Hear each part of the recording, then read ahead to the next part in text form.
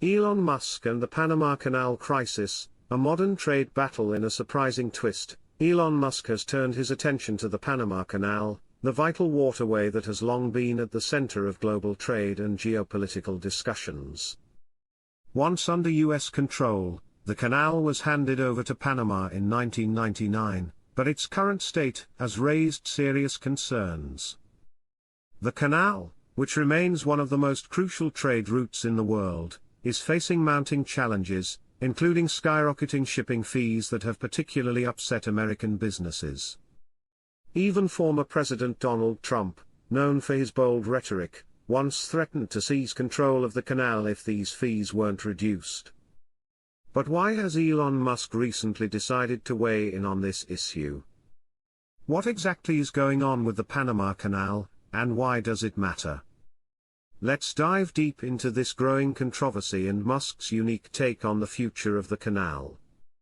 Trump's bold threat, reclaiming the canal on December 22, 2016, President-elect Donald Trump made waves when he criticized Panama for its high canal fees during a rally in Arizona. According to Trump, these high charges were harming American businesses by making it increasingly expensive to move goods between the Atlantic and Pacific Oceans. He pointed out that this burden was particularly heavy on U.S. shipping companies, which rely on the canal for the efficient transport of goods.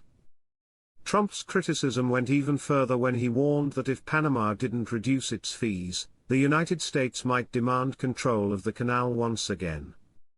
He suggested that countries like China could be benefiting from these high charges at the expense of American interests, adding another layer of political tension to the situation.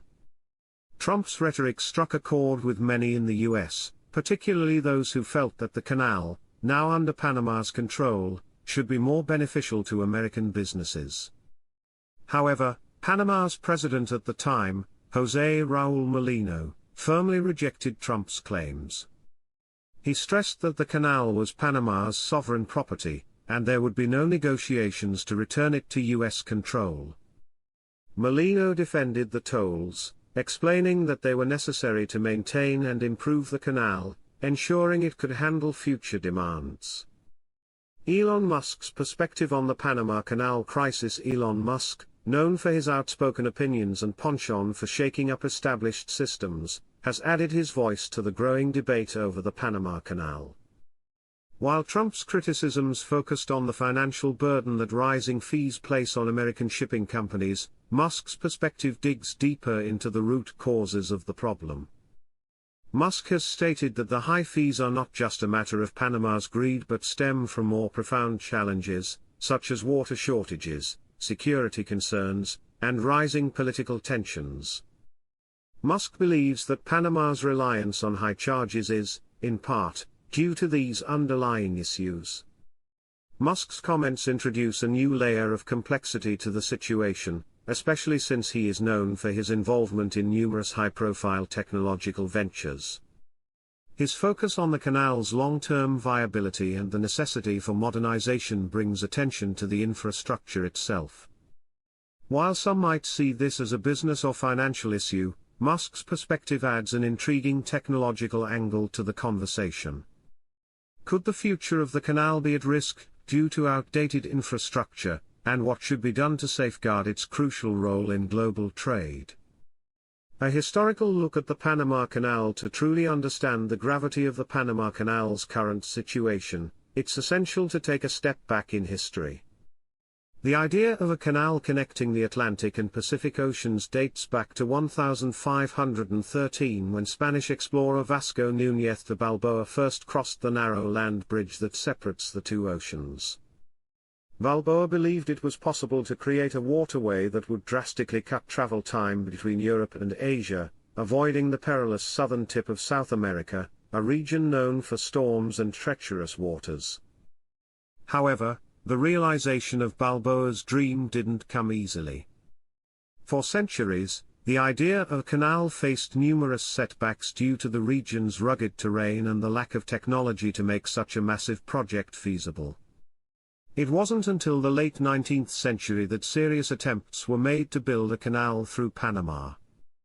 In 1881, French engineers, led by Ferdinand de Lesseps, who had successfully overseen the construction of the Suez Canal, attempted to build a sea-level canal across Panama. However, their efforts were doomed from the start. The region's dense jungles, harsh terrain, and tropical diseases like malaria and yellow fever claimed the lives of thousands of workers, causing the project to falter. By 1889, after losing over 20,000 workers to disease and mismanagement, the project was abandoned. The US takes control, a strategic move. The Panama Canal's story took a dramatic turn in 1901 when US President Theodore Roosevelt revived the project, recognizing the strategic importance of a canal for trade and military purposes. But there was a major problem: Panama wasn't yet independent from Colombia, and the US could not directly negotiate for control of the land. Seeing an opportunity, the US supported Panama's independence in 1903. In return, Panama granted the US control over the canal zone, and construction began in 1904. Under the leadership of American engineer John Stevens, the project made significant progress. Stevens prioritized worker welfare, implementing better housing, sanitation, and medical care, which helped combat the spread of disease. Despite these improvements, challenges remained. Landslides, equipment failures, and the spread of disease still caused setbacks, but by 1914, after a decade of hardship and innovation, the Panama Canal was officially completed. When the canal opened on August 15, 1914, it revolutionized global trade, cutting travel time between the Atlantic and Pacific Oceans from months to just a few hours. Panama takes control, a new era begins for the next 50 years. The canal remained under US control, playing a critical role in military strategy and global trade. However, the canal's ownership became a point of contention as Panama sought full sovereignty. In the late 1960s, President Omar Torrijos of Panama pushed for complete control of the canal, leading to a series of negotiations with US President Richard Nixon. The Torrijos-Carter treaties, signed in 1977, set the stage for the gradual transfer of control, culminating in Panama taking full ownership on December 31, 1999.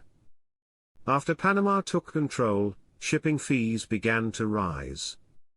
While this was initially justified as necessary to maintain the canal's infrastructure, American businesses, including major shipping companies like MEC and Costco, began to voice their frustrations.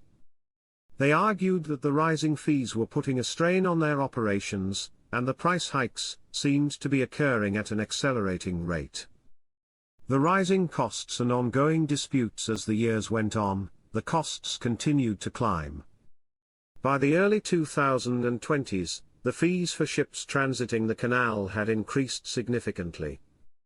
In 2023, fees for ships under 65 feet rose by over 10%, with further increases projected for 2025. Critics of Panama's management argue that when the US controlled the canal, fees remained stable, but since Panama's takeover, the tolls have become increasingly unpredictable. The Panama Canal Authority has defended the increases, explaining that they are necessary to maintain and modernize the canal, especially in light of the expansion project completed in 2016. However, American companies continue to push back, arguing that the rising costs are making it less viable to use the canal for their shipping needs. Elon Musk's call for modernization. Elon Musk has added his voice to the growing chorus of people calling for change. As head of the Department of Government Efficiency, Musk has pointed out several significant challenges facing the canal. One of the most pressing issues is the prolonged droughts, especially since 2019, which have made it more difficult for the canal to operate efficiently. The reduced water levels have forced the Panama Canal Authority to slow ship transit, which has further increased maintenance costs.